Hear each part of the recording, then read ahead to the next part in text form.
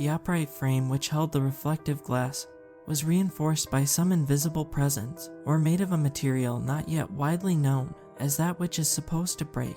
I have heard some friends who have visited me say they believe the structure of it is made of bones. Where did you buy it from? Annie asked after we had watched a movie together in the evening. Or was it a gift? She had stumbled across it after I granted her access to the attic to take some supplies I knew she could make use of in her law office. After she had come back down to the living room, her face was pale, and something seemed to nauseate her, as though she ate something that made her sick. As she had been an attorney in the family courts, I reasoned something so seemingly small upsetting her was difficult to do, and yet there she stood, unsettled. We found it in a flea market in Santa Monica, I said. Sometimes I could swear that the scent of salt water still wafted off of it. Still, there was nothing remotely Californian about the piece in terms of design. It resembled a piece of Victorian architecture far more than it embodied any kind of sunny aesthetic. The ivory parts that held the mirror together on the outside had intricate ridge lines carved into it, each symbol more glyph-like than the other, as though they were the byproduct of some obscure and ancient druidic culture. Uzwe, my best friend at the time, and I went down there to try and buy furniture since we had moved into a new place. I walked up to her and tried to hold her, but she pushed me away lightly enough not to be disrespectful, but with the right amount of physical exertion to get her point across. I don't like what it showed me, she said. You're striking. There's no need to wonder about that. That's not what I'm saying, she said as she turned her back on me and headed for the door. I matched her pace and grabbed her hand, a risky move I knew could result in upsetting her further. Sit down and let's talk this out, I said as I guided her towards the sofa. We took our seats, and I looked into her eyes. I waited for her to express any kind of issue which may have been on her mind. My therapist says I have body dysmorphia, she said as she buried her head into my chest. I stroked the back of her head and tried to will myself to engulf her in the warmest hug I could.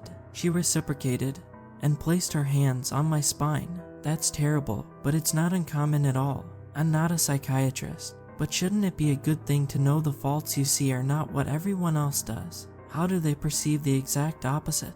Annie leaned back and took a long pause. If you view yourself as ugly, I said, you're wrong. What your mirror showed me was far worse than anything I have ever seen. I had her stand in front of the mirror with me behind her. My hands were on her hips. She kept her composure for the first minute, but within a matter of time, she quivered, shook, and turned away. The dust mites we had stirred floated around the two of us, made more visible by the moon's radiance, which seeped in through the ceiling skylight.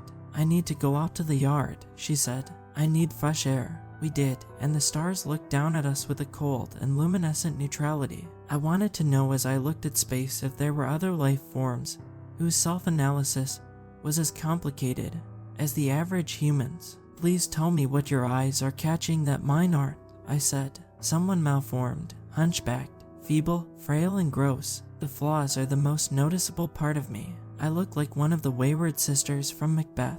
I found that absurd, but I showed my blatant disagreement by kissing her. We went to bed and I woke in the middle of the night. Fractured sleep was not uncommon, but this time it was difficult to get slumber again, so I went to the kitchen and got a glass of water. As I was filling my cup, I heard a scratching noise. I followed the sounds, and it led me to the attic door. I opened it and climbed into the cramped space again. There the mirror sat, and I stared at myself in it by happenstance as I lifted a few boxes to try and see if a stray cat or rodent was within the vicinity. What I saw looking back at me was a hybrid of different life forms, very few of them biologically close to the average person.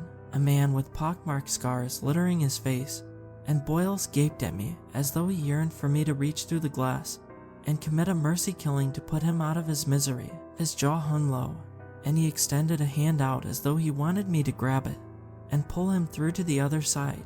I could not hear him groan with as much agony as I expected, because whatever sound he made was what I did. We were doppelgangers in every way except for visual appearance. He wore the same blue bathrobe and slippers as me, but his hair was greasy, and his flesh possessed so many pustules, grotesque, and whose origins were unclear. It was like this variation of me had crawled across a landscape littered with blistering dunes. He was in dire need of skin grafts. I touched my right forearm to make sure the concavities and wounds present in the mirror were not real, and all I felt was the smoothness of my unharmed musculature. What did match was the look of confusion and terror on my face. I kicked it down, it toppled over, and I went downstairs. I made a vow to destroy it in the morning. I could not wait. I ran into the attic, opened the skylight pane, and hoisted the mirror through it, surprised the dimensions fit. I hoisted it up and out with my palm to send it over the edge of the roof.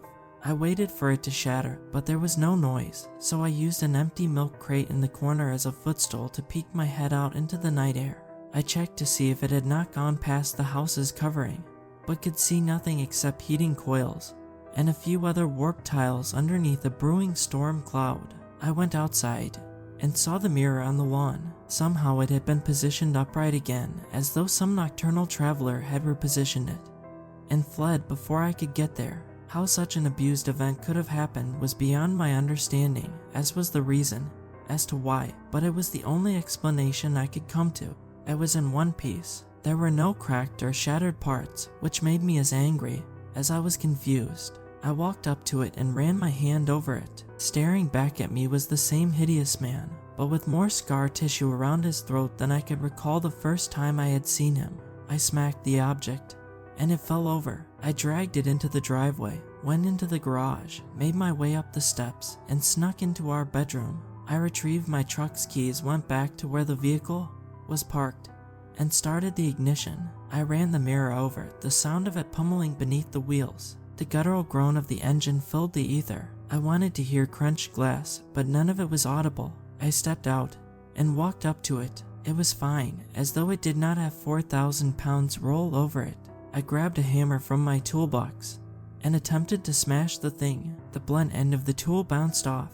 I placed it in the bed of my truck and drove 6 miles out to an open field adjacent to an airport. Along the way, I stopped at a convenience store and purchased a bottle of kerosene and matches. I took the mirror, threw it onto a mound, and doused it with enough flammable liquid to make it appear as though I was performing some kind of scrying method. I reached into my pocket, retrieved the wooden sticks, and flicked the fire to life. I threw it into the puddle and watched the piece burn. I was the pyromaniac version of Nostradamus. The way it warmed me calmed my nerves. I took an emergency fire extinguisher from the truck and swept the foam over it. Once it was out, I was surprised to find that nothing about it had changed, and even the glass had failed to melt. I cannot destroy the mirror no matter how hard I try, I told Annie, as we laid next to each other in the bedroom. It's the most durable object I've ever seen in my life.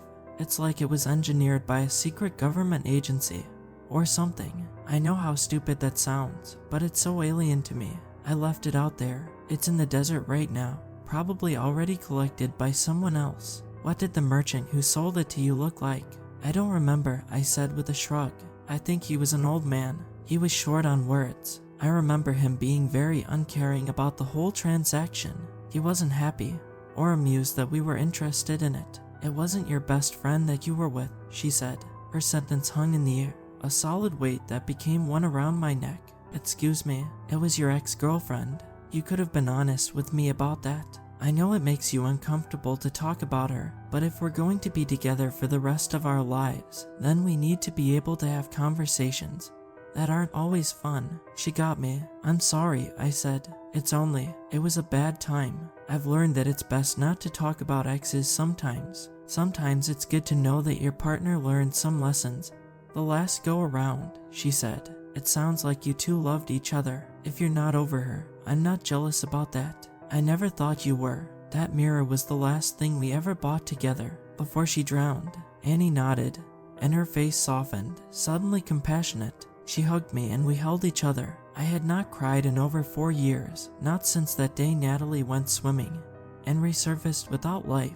We laid down and both fell into slumber. When my eyes opened, the lights in the room seemed brighter. I squinted against the overwhelming fluorescence. I checked the windows to see if the sun had risen, and it was still pitch black outside the walls. I sat up and walked to the bathroom. The abode was exceptionally silent, with each step I took echoing. Annie was leaning over the sink, and her makeup astounded me based on how horrifying it was. Her eyes resembled glass, her skin was discolored and bloated, Her entire body was bluish gray, and her hair was damp as though she had stepped out of the shower, but there was no trail of steam anywhere in the mirror in front of her. It occurred to me that she had not been playing with her beauty kit, but this was the way she somehow naturally appeared. It was the same mirror I believed to have rid the house up, propped up on the hand basin. "I'm like the woman you love now," she said. "Can you finally see how I feel every time I see her staring back at me?"